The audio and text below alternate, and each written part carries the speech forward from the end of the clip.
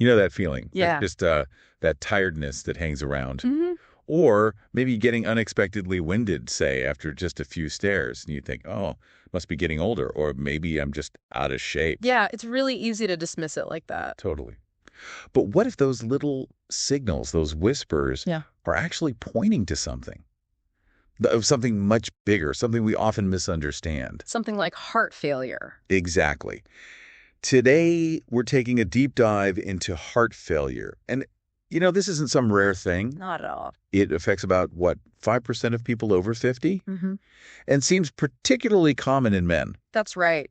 Prevalence definitely increases with age, and men do have higher rates generally. And here's why we really need to understand this now.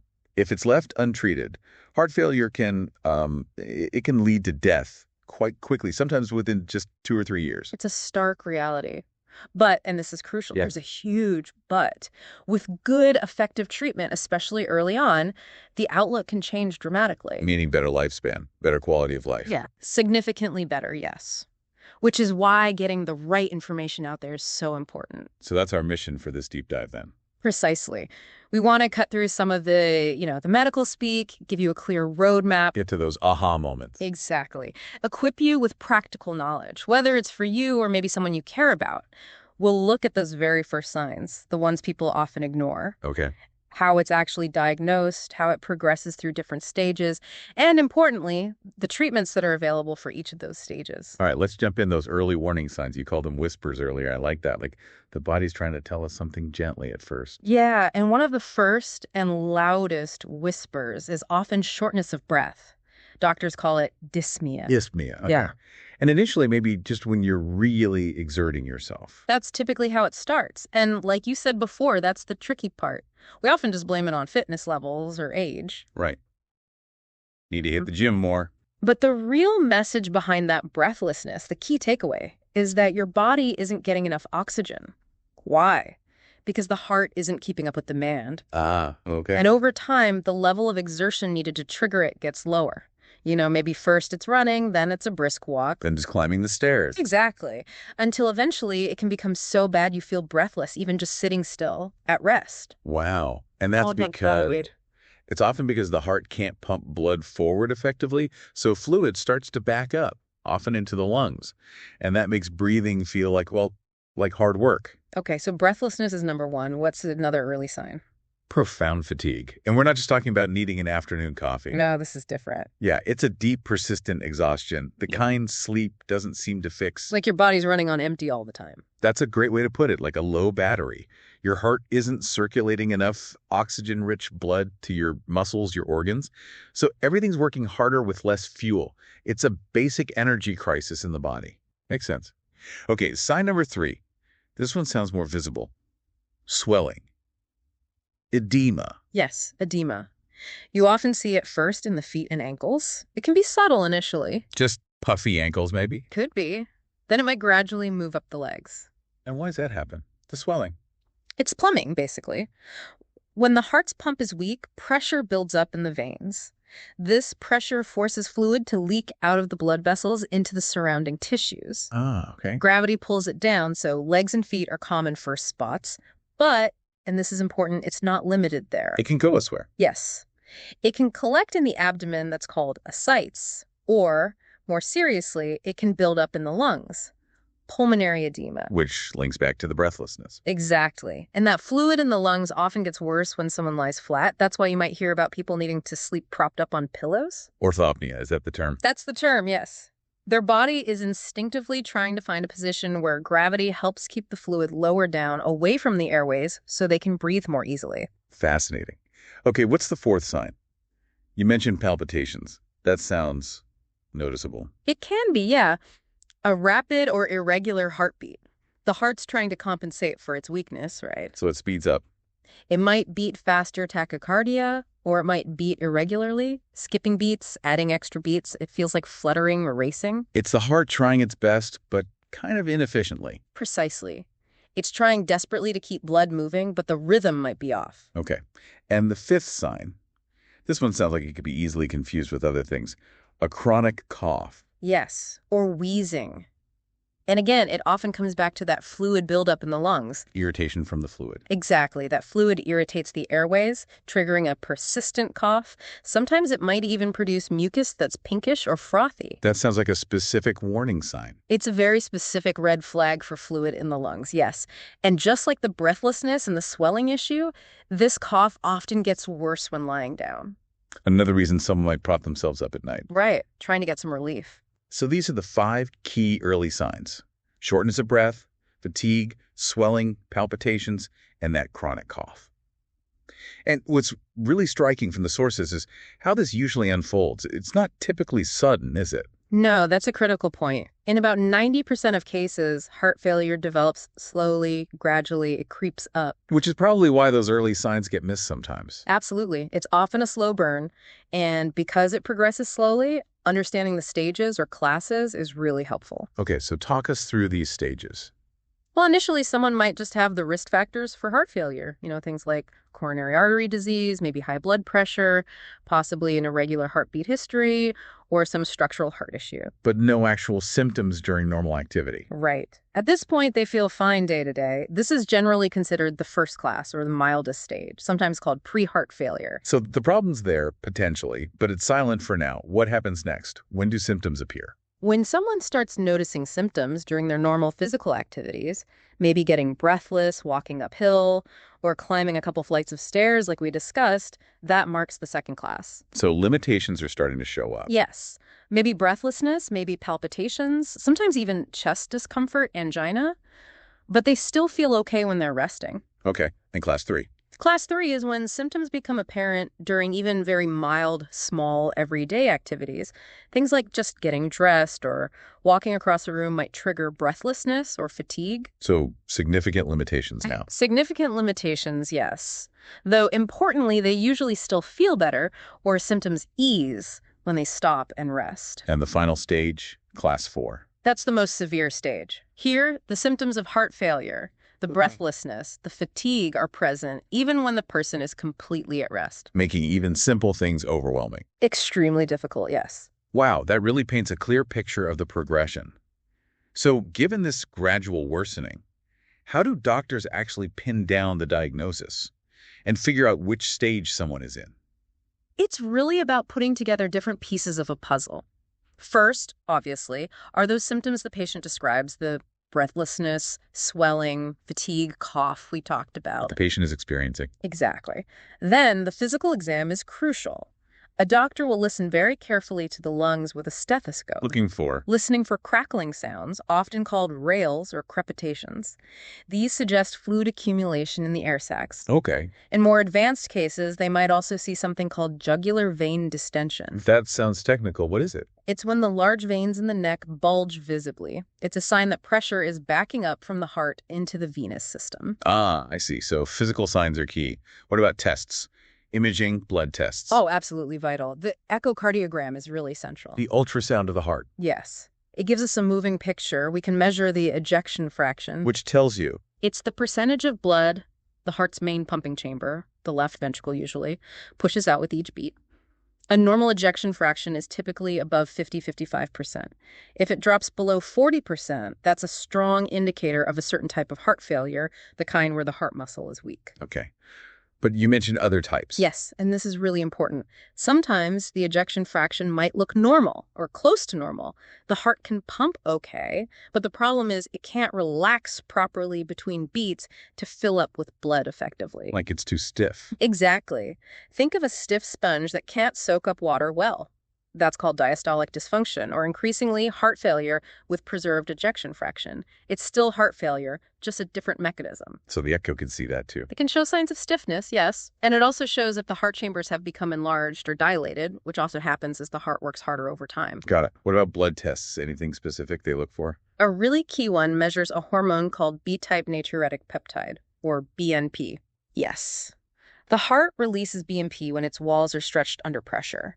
So, a high BNP level in the blood is a strong signal the heart is under strain, strongly suggesting heart failure. Like a distress flare from the heart. That's a perfect analogy. We also use an electrocardiogram, an ECG, or EKG. To check the heart's electrical activity. Right. It can pick up abnormal rhythms like atrial fibrillation, which is common in heart failure and can make it worse. It can also show signs of previous heart attacks or heart muscle strain. So it sounds like it's not just one thing.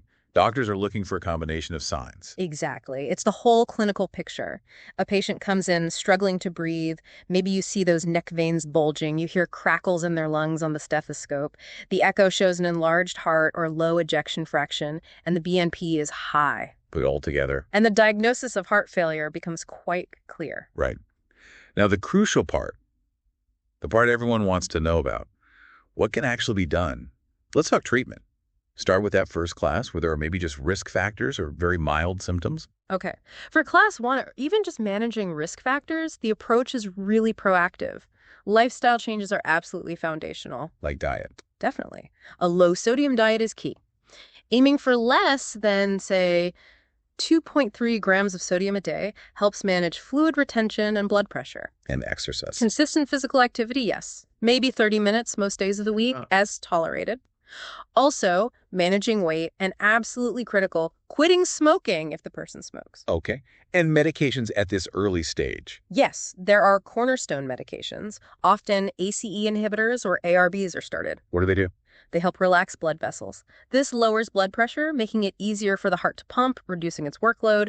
They've been shown to significantly improve survival. Wow, okay. What else? Beta blockers are another mainstay. They slow the heart rate down a bit, also lower blood pressure, and generally help the heart work more efficiently over time. And if there's any fluid starting to build up, even slightly, then diuretics, sometimes called water pills, might be used. They help the kidneys get rid of excess salt and water, which reduces swelling and congestion. So, for this first class, with these proactive steps and meds, yeah, what's the outlook, the prognosis? With good management at this early stage, the prognosis is generally excellent. Many people can live a normal or near normal lifespan. It's about turning a potential crisis into a manageable long-term condition. That is fantastic news. Yeah. Really encouraging. Okay, what about moving into second-class heart failure, when symptoms are starting to show up during daily activities? The treatment builds upon that foundation. You'd continue the lifestyle changes, the ACE inhibitors or ARBs, the beta blockers. But maybe add something else if needed. Exactly. If symptoms aren't fully controlled, another class of medication called aldosterone antagonists might be added. Spironolactone or eplerenone are examples. And their benefit. They have several. They help lower blood pressure further, reduce fluid retention, but also, importantly, they seem to decrease fibrosis. Fibrosis. Scarring in the heart. Yes, the stiffening or scarring of heart tissue that contributes to the heart failure getting worse. So these drugs help fight that process. And the prognosis for class 2? Still pretty good. Still very good, yes. With these treatments, many patients can maintain most of their normal activities, perhaps with just some slight limitations. Quality of life can remain high. Good to know. Yeah. Okay, escalating again. Class 3, symptoms are now happening even with mild activity, like getting dressed. Right. Here, the foundational treatments usually continue, but we might need to add more tools. Digoxin is a medication sometimes added at this stage. Digoxin. What's its role? It does two main things. It helps the heart muscle contract a bit more forcefully, improving its pumping strength. And it can also help slow down the heart rate if it's too fast, particularly in patients with atrial fibrillation. It can really help improve symptoms. Any other interventions for class 3? Yes, this is where we might consider devices. For some patients whose heart's electrical signals are out of sync, causing the bottom chambers, the ventricles, to beat inefficiently. A special type of pacemaker called cardiac resynchronization therapy, or CRT, can be implanted. Resynchronization, so it gets the chambers working together better. Precisely. It uses wires placed in different heart chambers to coordinate the contractions, making the heartbeat much more efficient and improving symptoms, sometimes dramatically. That sounds quite advanced. It is. And alongside CRT, or sometimes separately, another device called an implantable cardioverter defibrillator, or ICD, is often recommended. ICD. That sounds familiar, like for sudden cardiac arrest. Exactly. Patients with weaker hearts are at higher risk of dangerously fast, chaotic heart rhythms that can cause sudden death. An ICD monitors the heart rhythm constantly and can deliver an electric shock automatically to restore a normal rhythm if needed. It's a lifesaver. So class 3 involves more intensive medical and device therapy. What's the outlook then? Well, patients at this stage definitely have a more limited lifespan compared to earlier stages. However, these treatments, digoxin, CRT, ICD, can still significantly improve their symptoms, their ability to function, and their overall quality of life for a considerable time. Right. And finally, class 4, the most severe stage, symptoms even at rest. What are the options then? Treatment for class 4 heart failure is it's very challenging and intensive. The focus is often on managing severe symptoms and trying to maintain stability. How so? Patients are usually advised strict bed rest or very limited activity. Fluid and sodium intake are tightly restricted, even more than before. To minimize fluid buildup. Yes. High doses of diuretics are often necessary, sometimes given intravenously, to manage severe swelling and congestion. In very advanced cases, medications called inotropes might be used. Inotropes. These are powerful drugs, usually given through a continuous IV drip, that directly stimulate the heart muscle to pump harder. They're often a bridge, either to recovery from an acute worsening or sometimes to more definitive therapies. Well, in certain eligible patients with very advanced end-stage heart failure, a heart transplant becomes a potential consideration. The ultimate treatment, really. It can be life-saving for those who are candidates and can get a donor heart. But obviously, it's a major procedure with its own complexities. Unfortunately, for class 4 overall, even with all these aggressive treatments, the prognosis is generally poor. What does that mean in terms of time? Survival is often measured in months to perhaps a couple of years. It really underscores why catching and treating heart failure earlier is so incredibly important. Absolutely. Okay, let's try and pull this all together. What does this deep dive mean for you, the listener? Well, we've covered a lot of ground. We really have. We started with those 5 key early warning signs, remember. Shortness of breath, that deep fatigue, the swelling palpitations, and that nagging cough. And the big message there was, listen to your body. Early recognition is vital. Absolutely. Then we traced how heart failure often progresses through those 4 classes, usually slowly, which gives a window for intervention.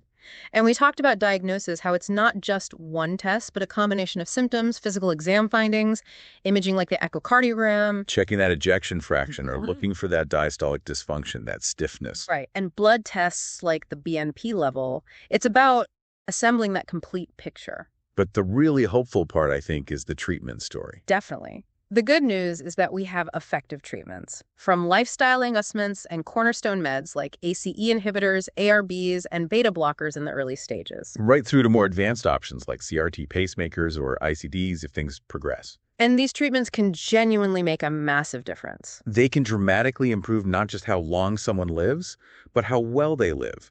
They can transform heart failure, especially when caught early, from something potentially fatal very quickly into a condition that many people can manage long term. So the bottom line is, understanding these symptoms, this progression, it's not about creating fear. Not at all. It's about empowerment. It's about having the knowledge to be proactive about your own health, or perhaps to encourage someone you know to get checked out.